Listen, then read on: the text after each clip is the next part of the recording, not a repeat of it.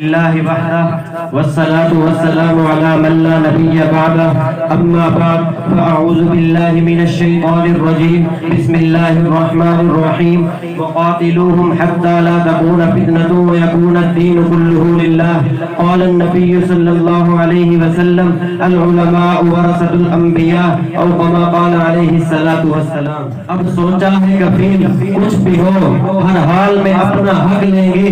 اب سوچا ہے کفیل کچھ بھی ہو ہر حال میں اپنا حق لیں گے. عزت سے جیے تو جی لیں گے یا جام شہادت پی لیں گے. میرے واجب القدر اساتذہ اکرام، مہمانان گرامی اور ہم مشن ہم مکتب ساتھیوں، آج کی اس بزم شیخ الہند کا عنوان علماء دیوبند کی خدمات ہے.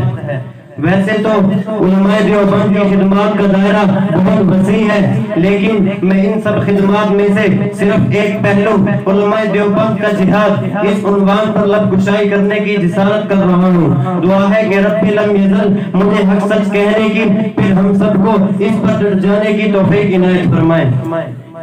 محترم سامعین، میدان جہاد اور علماء دیوبند بر صغیر پاک ہند کی تاریخ کے دو لازم و ملزوم کردار ہیں.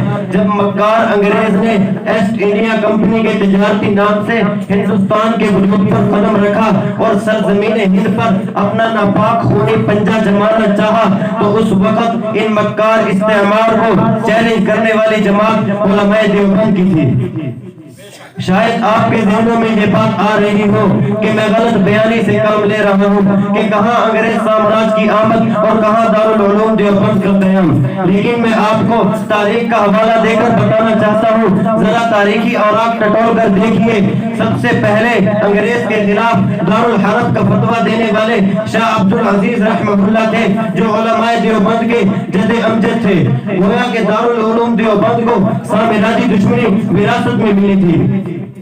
میرے بھائیوں، میری بات کا مطلب یہ نہیں کہ میدان جہاد صرف علماء دیوبند کے خون سے رنگین ہے. یقیناً اور لوگوں نے بھی قربانیاں دی ہیں. البتہ یہ ضرور کہوں گا کہ پرواز ہے دونوں کی اسی ایک ہی فضا میں. پرواز ہے دونوں کی اسی ایک ہی فضا میں. شاہی کا جہاں اور ہے، کرگس کا جہاں اور. محترم سامعین، 1857 کی جنگ آزادی کا میدان سجا تو اپنی جانوں کو ہتھیلی پر رکھ کر میدان جہاد میں کودنے والی جماعت علماء دیوبند کی تھی. شاملی کے محاذ پر دو بدو جنگ میں حصہ لینے والی جماعت علماء دیوبند کی تھی. کوئی امیر بنا، کسی نے کمان سنبھالی، کوئی شہید ہوا تو کوئی جنگ ہارنے کے باوجود غازی بن کر نکلے. ذرا تاریخ سے پوچھو، حافظ ضامن شہید کون تھے؟ شاملی کا سالار کون تھا؟ کالا پانی اور مالٹا کے اسیران کون تھے؟ صاحب صدر فرزندان دیوبند نے نہ صرف انگریز کو للکارا، بلکہ جس وقت مکار انگریز نے اپنے پالتو مرزا غلام احمد قادیانی کو میدان میں چھوڑا تو اس وقت اس دجالی فتنے کو لگام دینے والی جماعت علماء دیوبند کی تھی. سب سے پہلے اکابرین دیوبند ہی تھے جنہوں نے 1929 میں مجلس احرار اسلام کی بنیاد رکھی، جس نے پوری قادیانیت کو ہلا کر رکھ دیا. اسی طرح آزادی ہند اور تحریک پاکستان کی تاریخ پڑھو. ایک طرف علامہ شبیر احمد عثمانی رحمہ اللہ اور دوسری طرف شیخ العرب والعجم مولانا حسین احمد مدنی رحمہ اللہ نہ ہوتے تو پورا بر صغیر آج تک انگریزوں کا غلام ہوتا. ایک نے انگریز کو ہندوستان چھوڑنے پر مجبور کیا تو دوسرے نے ہندوؤں کو مجبور کر کے مسلمانوں کے لیے علیحدہ مملکت کے قیام کے حصول کو ممکن بنایا.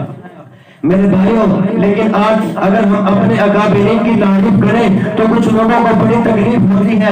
وہ ہمارے اکابرین پر اعتراضات کرتے ہیں، کہتے ہیں کہ علماء دیوبند نے کیا کیا ہے. تو میں ان سے کہتا ہوں، اگر آج اسلام صحیح معنی میں موجود ہے اور مسلمان، پاکستان کے مسلمان انگریزوں اور ہندوؤں کے ظلم و ستم سے آزاد ہیں تو یہ علماء دیوبند کی محنتوں کا نتیجہ ہے. ذرا 1953 کی تحریک ختم نبوت کی تاریخ پڑھو. تحریک ختم نبوت پر ہزاروں جانوں کی قربانی دینے والے پروانے کون تھے؟ 1965 کی پاک بھارت جنگ میں بھارت کے خلاف جہاد کا بڑھاوا دینے والے احمد علی لاہوری کون تھے؟ 1967 کی عرب اسرائیل جنگ میں یہودیوں کے خلاف جہاد کا فتویٰ دینے والے مفتی محمود رحمہ اللہ کون تھے؟ 1980 کی روسی جلغار کے خلاف اگوڑا خٹک سے جہاد کا فتویٰ دینے والے مولانا عبدالحق کون تھے؟ رافضیت کے کفر کو पे निकाब करने वाले मौलाना अब्दुल शकूर नकवी कौन थे? जालिम हुक्मरानों को ललकारने वाले मौलाना हसन जान मदनी और मुफ्ती निजामुद्दीन शाह मज़ाई कौन थे? और मौजूदा दौर में पूरे आलम में कुफर को चैलेंज करने वाले मुल्क मिल्लत के तर्जुमान मौलाना फजलुर रहमान साहब कौन है? मेरे भाइयों, ये इतनी तवील दास्तान है कि अगर सिर्फ नाम गिनवाऊं तो जुबान साथ छोड़ जाएगी। इसलिए बस इतना ही अर्ज है कि जवा हिम्मत सबक लेते हैं दुनिया में हवादिस से, जवा हिम्मत सबक लेते हैं दुनिया में हवादिस से। ज़बो हिम्मत जो होते हैं वो पछताया ही करते हैं। जिन्हें आता है मरना अपनी इज्जत और असूलों पर, वो अपनी बर्तरी दुनिया से मनवाया ही करते हैं। वमा अलैना इल्लल बलागुल मुबीन।